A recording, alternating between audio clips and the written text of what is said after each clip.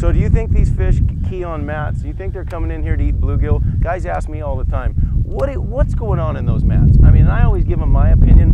What do you think's going on there? Do you think it's just a bass city and they're waiting for bluegill to just get out of line so they can check them? Well, or are they just kind of hiding from the elements and you're sneaking up man. on them? I mean, think about it. That's all shade. I mean, the bait fish are all around the edges of that grass. You know, and then you got things. I mean, sometimes a frog will work, like when you suspend it or anything. Right. But to get down in there, that's where the big ones want to be. They want to isolate themselves. They don't want to be with 200 fish sitting out here on a rock pile just because they're competing for food. But a big one will get in that mat.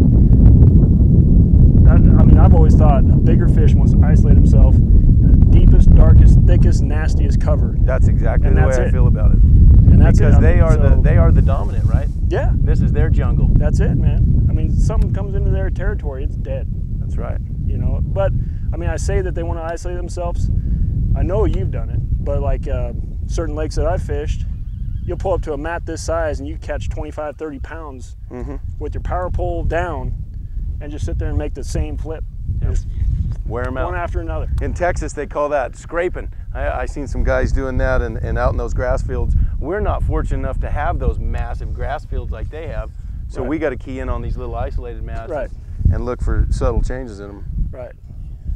But it's a great technique to, to experiment with. And, the important thing with punching, as well as a lot of other techniques, if you don't have the right equipment, you're done doing this. I mean, a medium action rod, this weight will break that rod. Right. And you can't fish it effectively, and you can't get the fish out.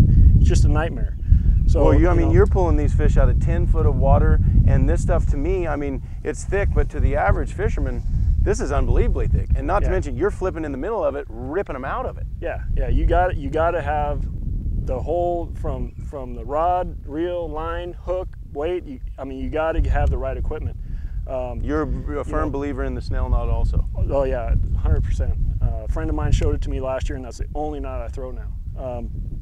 But the other thing that, along with your punch hook or your punch skirt, is your punch hooks. Yep.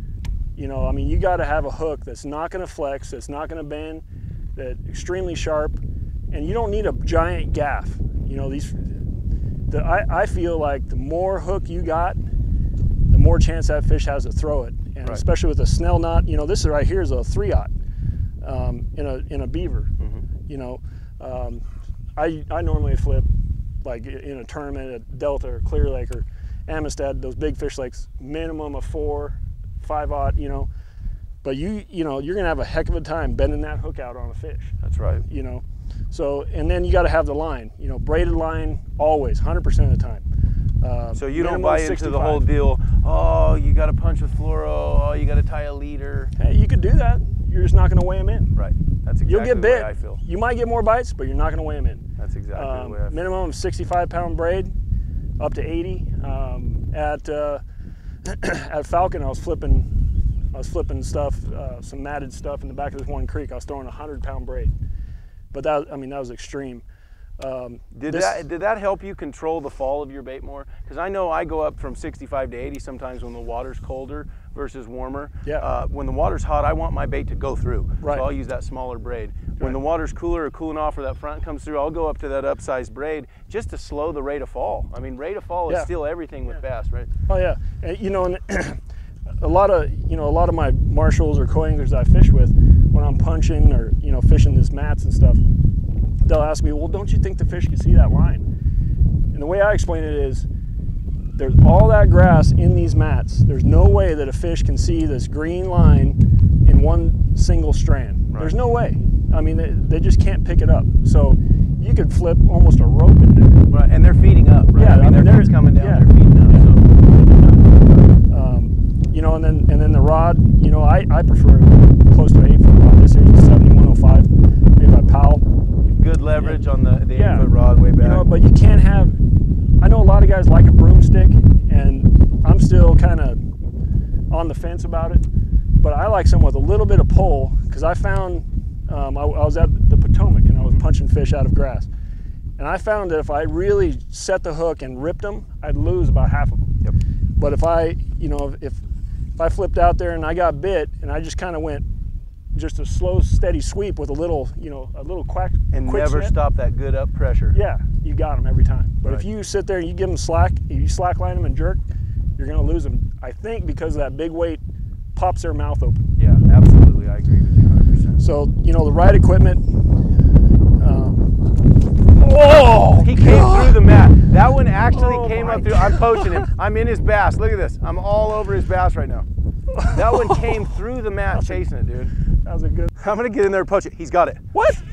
That's a good No one. way, dude. Another good one, bro. Dude, that's mine. Dude, I got that one on the IROD. Do you see the IROD just work them? Wow. Well, thanks a lot, man. Oh my Appreciate God, dude, what a day. Santa Margarita, beautiful lake, Central Coast Valley, whatever they call it up here. I love it. Lintner's bass. Yeah, I'd thanks. weigh that one in.